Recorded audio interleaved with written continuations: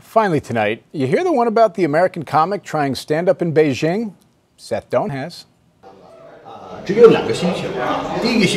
Yes, this American is speaking Chinese to a wall, but he's simply practicing. 23-year-old Jesse Appell performs stand-up comedy in Beijing, 7,000 miles from his Massachusetts home. We met Appell at this tea market where he tests his jokes. And the shops are small enough where they would have a hard time getting past me if they didn't like the jokes and get out of the room. He came to China on a Fulbright scholarship to study comedy.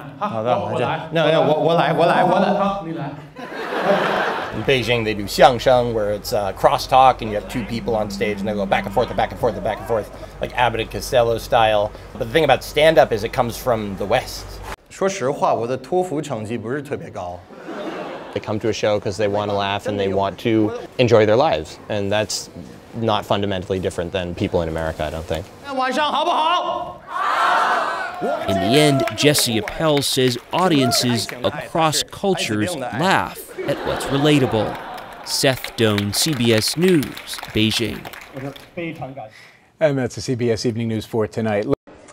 An American living in Beijing has made a spoof of the hit song and video Gangnam Style. Check it out.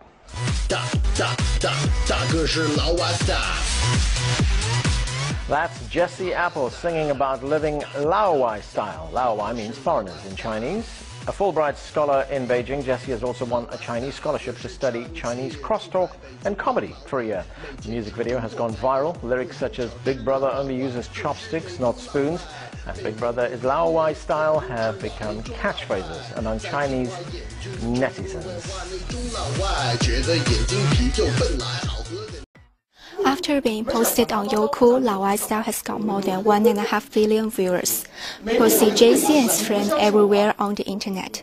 We got a lot of Chinese people who are interested in watching us be silly in public, and we got a lot of Chinese people who are interested in watching the end result of the video once we put it online. 一直是非常坚持、非常努力，遇到了很多的困难的过程当中，经常的在跟我进行着联系。是在这种情况下，使我感动下来的时候，给他写了推荐信，也把我自己个人的一些个资料材料之后都给传到了这个美国。He and his friends host an improv group in Beijing, where Chinese and foreigners can perform comedy together.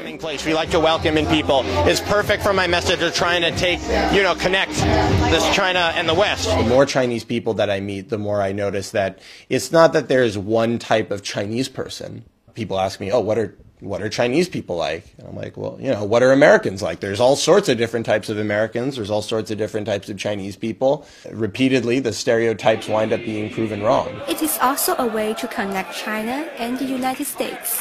我觉得呢，他通过这一次研究了之后呢，他得到了这些个知识之后呢，他会把中国的幽默更多的去传到世界，他也能够把中国的幽默和这个美国的幽默会结合到一起，是我们这一代的老演员。是吧？我们这些个搞这个相声艺术、语言艺术的人来说，是一种欣慰，而且呢，我们也从心里边来说，说句老实话，我们感谢这些个学生们把中国的幽默传到其他的国家去。